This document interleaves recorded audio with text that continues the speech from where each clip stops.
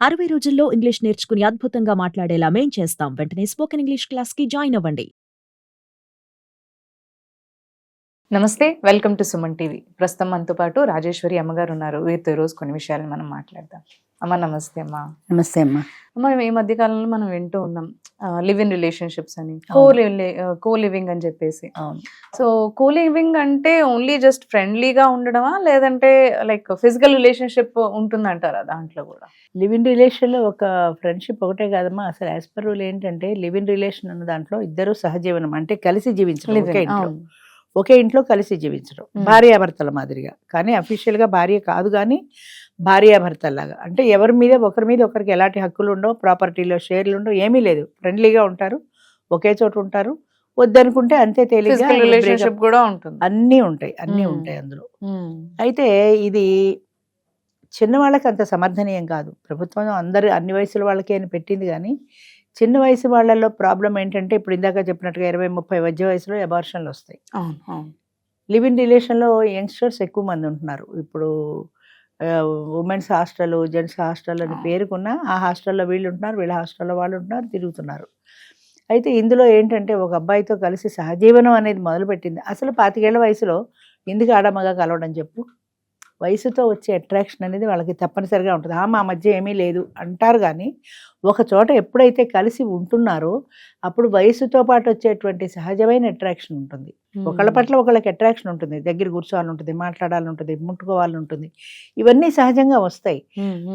దానివల్ల ఏమవుతుందంటే వాళ్ళకు ఒక మానసికమైన ఆనందం. అంటే ఒక మనిషిని కలిసినప్పుడు ఫిజికల్గా కలిసినా, అది ఫ్రెండ్లీగా కలిసినా, పక్కన కూర్చొని మాట్లాడినా, చేయి పట్టుకు మాట్లాడినా, వీళ్ళ బాడీలో కొన్ని రకాలైనటువంటి ఎంజైమ్స్ రిలీజ్ అవుతాయి.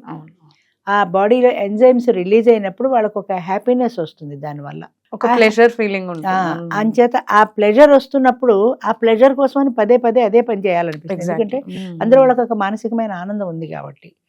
అంచేత అలాంటి ప్లెజర్ వస్తున్నప్పుడు ఆ ప్లెజర్ కోసమని తాపత్రయపడతారు. ఇప్పుడు కొత్త వ్యక్తిని కలిశారు, కొత్త వ్యక్తిని ముట్టుకున్నప్పుడు ఆ స్పర్శలో ఒక ఆనందం, దగ్గరగా ఉండడంలో ఒక ఆనందం, ఆ మనిషిని కలవడంలో ఒక ఆనందం.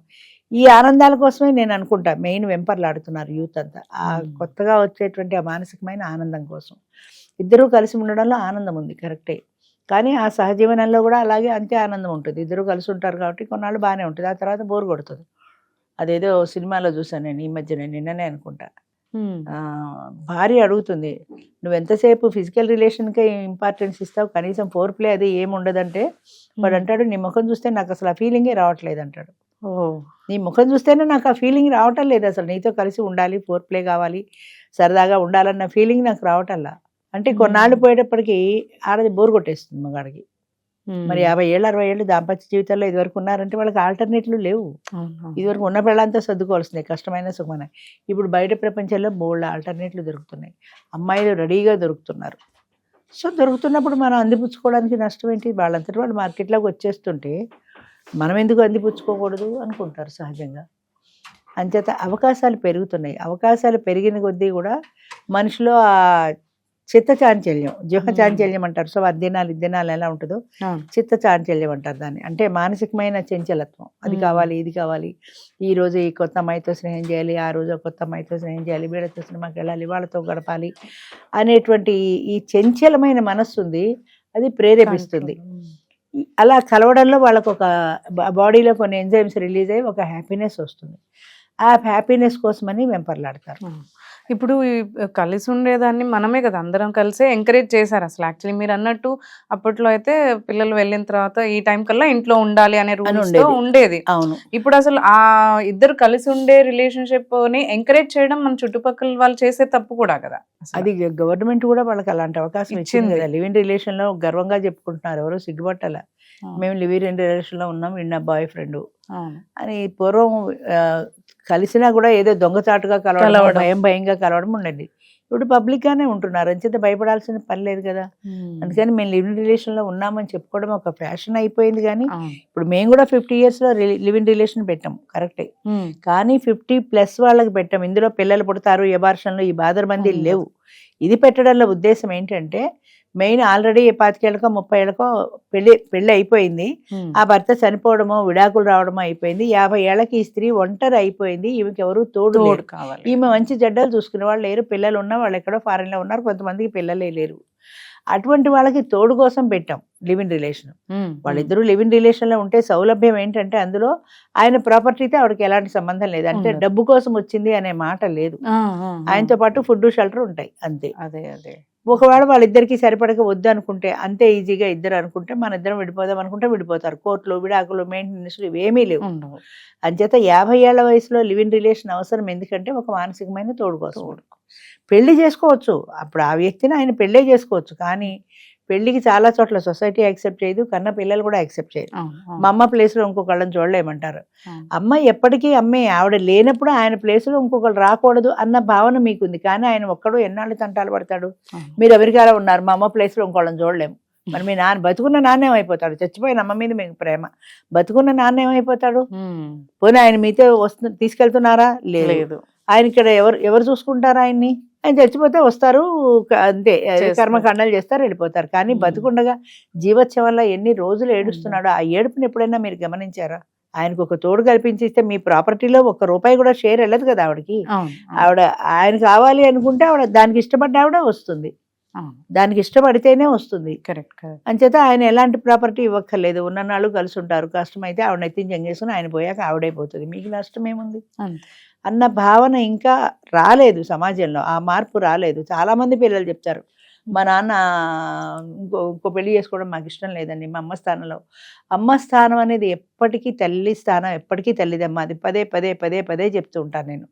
తల్లి స్థానం అంటే ఆఫీస్లో కుర్చీ కాదు, ఒకళ్ళు లేవగానే ఇంకోళ్ళు వచ్చి కూర్చోడానికి. తల్లి స్థానం ఎప్పటికీ తల్లిదే, ఉన్నా లేకపోయినా. ఆ వచ్చే ఆవిడ she is only A friend of your father, she is only A care taker of your father. నీ తండ్రి యొక్క మంచి చెడ్డలు చూసుకోవడానికి వస్తుంది, కానీ ఆవిడ నీ తల్లి స్థానంలో రావటం లేదు. అది నీ తల్లి స్థానం నీకే ఉంది, ఒక ఫ్రెండ్గా వచ్చింది, ఆయన మంచి చెడ్డలు చూసుకుంటుంది, ఆయన ఆవిడ మంచి చెడ్డలు చూసుకుంటాడు అంతే అన్న భావనతో ఉన్నప్పుడు ఈ తేడా రాదు. మా అమ్మ స్థానంలో వచ్చింది, మా అమ్మ స్థానంలో వచ్చింది, నాకు మారుటి తల్లి, ఏదో సినిమాలో సూర్యకాంతంలాగా నాకు మారుటి తల్లి అన్న భావమే వస్తుంది, కానీ ఆవిడ మా నాన్న మంచి చెడ్డలు చూసుకోవడానికి ఉంటుంది, మేము ఎలాగో చూడటం లేదు కదా, పోన్లే ఆవిడైనా ఉంది అన్న చిన్న మైండ్ సెట్, అదొక్క మనసు మార్చుకోగలిగితే ఆవిడతో వాళ్ళు కూడా స్నేహంగా ఉంటారు. ఆ మైండ్లో ఆ చిన్న భావన ఒక్కటే, ఆ భావనని మార్చుకోలేకపోతే ఇంకా అంతే, ఆ డిఫరెన్స్ అలాగే ఉంటుంది. అందుకని అంచేత కోలివింగ్ అన్న దాంట్లో యంగ్స్టర్స్కి ఎక్కువ ప్రమాదం, ఎందుకంటే ఇప్పుడు వీళ్ళు పెళ్లి కాకుండా లివ్ ఇన్ రిలేషన్లో ఉంటున్నారు. రేపు పొద్దున పెళ్లి సంబంధం అన్న తర్వాత వీడిని ఇక్కడ వదిలేసి మళ్ళీ ఇంకోటి పెళ్లి చేసుకుని వెళ్ళిపోతారు కదా. ఆ ఎమోషనల్ రిలేషన్ ఎందుకు లేదు? 2 ఏళ్ళు 3 ఏళ్ళు వాడితో కలిసి నువ్వు లివ్ ఇన్ రిలేషన్లో ఉన్నప్పుడు ఇష్టమైతే పెళ్లి చేసుకోండి, తర్వాతైనా 2-3 ఏళ్ల తర్వాతనైనా పెళ్లి చేసుకోండి. పెళ్లి చేసుకోరు, వాళ్ళకి క్యాస్టో ఏదో ఒకటి తేడా వస్తుంది ఇక్కడ, వాళ్ళు ఒప్పుకోరు. అంచేత వాళ్ళు ఏదో వాళ్ళ క్యాస్ట్ వాడిని చూస్తారు, అంతే వెళ్ళిపోతారు, పెళ్లి చేసుకుంటారు. అంటే వీళ్ళ మనసులో ఉన్నటువంటి ఆ బంధం కానీ ఆయనతో ఉన్న ఎమోషనల్ రిలేషన్ కానీ ఏమైపోతున్నామంటే అవేం లేవు, ఎమోషన్సే లేవు. రిలేషన్ ఏదో టైంపాస్, ఫిజికల్ నీడ్, అది దానికోసం దగ్గర అయ్యాం ఇద్దరం అంతే. ఆయన దాన్ని ఆయన వెళ్ళిపోతాను, ఆవిడ దాన్ని ఆవిడ వెళ్ళిపోతుంది. అంచేత లివ్ ఇన్ రిలేషన్ అన్నది పెద్దవాళ్ళకు ఇబ్బంది లేనిది, అది వాళ్ళకు ఒక తోడు కావాలి కాబట్టి. మీకు ఇంకా ఫ్యూచర్ చాలా ఉంది, పెళ్ళి పిల్లలు ఇవంతా ఉన్నాయి మీకు. ఈలోగా కొన్నాళ్ళు ఏడాదో 2 ఏళ్ళు జాగ్రత్తగా ఉంటే వాళ్ళు ఎలాగో సంబంధాలు చూస్తారు. ఈ ఏడాది 2 ఏళ్లలో ఇది వెలగబెట్టక్కర్లేదు కదా, కోలివింగ్ ఏదో అంటారు కదా, అది ఎప్పటికైనా ఆడదానికే ప్రమాదం. ఆయన ఎవరో చెప్పినట్టు అరిటాక్ మీద ముళ్ళు పడ్డా అరిటాక్ మీద పడ్డా అరిటాకే నష్టం అన్నట్టు, ఏ ప్రెగ్నెన్సీనే వస్తే మగాడిదేముంది దులుపు పోతాడు, ఆడదానికే కదా ఇబ్బంది. మళ్ళీ వెళ్ళడం, అబార్షన్ చేయించుకోవడం, 2-3 అబార్షన్లు అయితే ఈవిడ హెల్త్ పాడవడం, ఇబ్బందులు అన్నీ వస్తాయి. అంచేత లివ్ ఇన్ రిలేషన్ అన్నది వృద్ధులకి అయితే సూట్ అవుతుంది, కానీ యువతకి సూట్ కాదు, ఫస్ట్ పాయింట్. రెండోది ఏంటంటే ఇందులో వచ్చేటువంటి సమస్యల్ని మనం దాన్ని పరిష్కరించుకోవటం కష్టం అంటారు. మూడోది మీ మీద మీకు కంట్రోల్ ఉండాలి. ఎందుకు లివ్ ఇన్ రిలేషన్ కోసం పరిగెట్టడం, ఎందుకు ఒక మగాడి కోసం పరిగెట్టడం? ఒక బ్రహ్మచారిలాగా మగాడు ఉండలేడా, నాకు పెళ్ళొద్దు అన్న ఆడది ఉండలేదా? 30 ఏళ్ల దాకా ఉంటున్నారు కదా, 30 ఏళ్ల దాకా ఉన్న వాళ్ళు లివ్ ఇన్ రిలేషన్కి ఎందుకు వెళ్తారు? అది లేకుండా మీరు ఎందుకు ఉండలేరు? ఆ ఉండలేని బలహీనత ఉంది కాబట్టే ఎవరో ఒక మగాడిని చూసుకుంటున్నాం. అది లేని నాడు అంటే అది కష్టమే, కానీ నేను నా భర్తతో తప్ప వేరే వాళ్ళతో నేను కలిసి జీవించను అన్న స్ట్రాంగ్గా వీళ్ళ మైండ్లో ఉంటే ఈజీగా ఉండగలుగుతారు, కానీ ఉండట్లేదు. అంచేత ఆడవాళ్ళైనా మగవాళ్ళైనా లివ్ ఇన్ రిలేషన్కి పరిగెడుతున్నారు. అవునమ్మా. ఓకే అమ్మా, థ్యాంక్ యూ. Thank you.